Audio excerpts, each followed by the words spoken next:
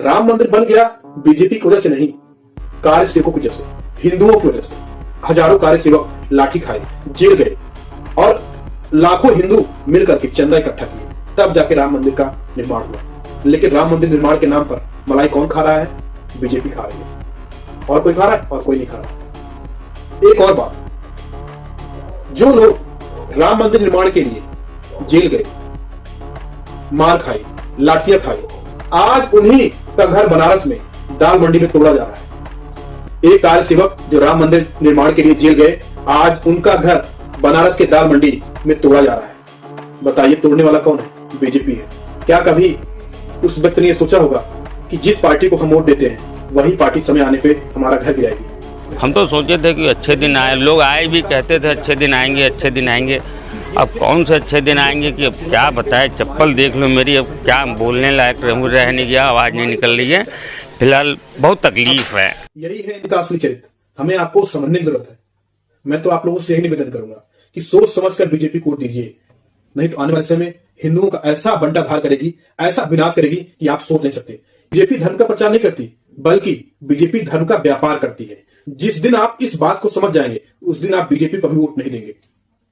इसलिए भाइयों, मैं तो आपसे यही निवेदन करूंगा कि सोचिए समझिए, फिर उसके बाद किसी पार्टी को वोट देने के लिए आगे बढ़िए, खासकर बीजेपी को वोट देने के लिए आगे बढ़िए। बीजेपी सिर्फ सनातन धर्म का चोला पहन के समाज में आग फैलाती है, फिर चाहे वो रिजर्वेशन हो, फिर चाहे वो यूजीसी एक्ट हो, फिर चाहे वो SC/ST एक्ट हो, हर चीज में ये सिर्फ नफरत फैलाते हैं। लेकिन अभी भी कुछ ब्राह्मण नेता और ब्राह्मण लोग बीजेपी की मलाई चाट रहे हैं, उनका आंख नहीं खुल रहा है। हमें ऐसे ब्राह्मण नेताओं से बहुत होशियार रहने की जरूरत है, क्योंकि जब जब बीजेपी फंसेगी, इन्हीं ब्राह्मण नेताओं को आगे करेगी और यही लोग सामने आकर के आपको बहलाएंगे, फुसलाएंगे और फिर एक बार बीजेपी को वोट दिलाएंगे और फिर एक बार आप फंसेंगे और आपके ऊपर ऐसे ही अत्याचार होता रहेगा। 12 साल से बीजेपी सरकार में है, लेकिन क्या आप लोगों ने सुना एक बार भी गौ माता के बारे में किसी सांसद या किसी मुख्यमंत्री या किसी प्रधानमंत्री ने कुछ बोला? कभी नहीं बोले, क्योंकि उन्हें पता है कि अगर गौ माता को राष्ट्रीय माता घोषित कर देंगे तो फिर हमारे पास बचेगा क्या? फिर बीजेपी को हिंदू धर्म वोट कैसे करेगा? इसलिए वो कभी भी गाय को राष्ट्रीय माता घोषित नहीं करेगी। और तो और बीजेपी सरकार में गौ तस्करी बढ़ गया है।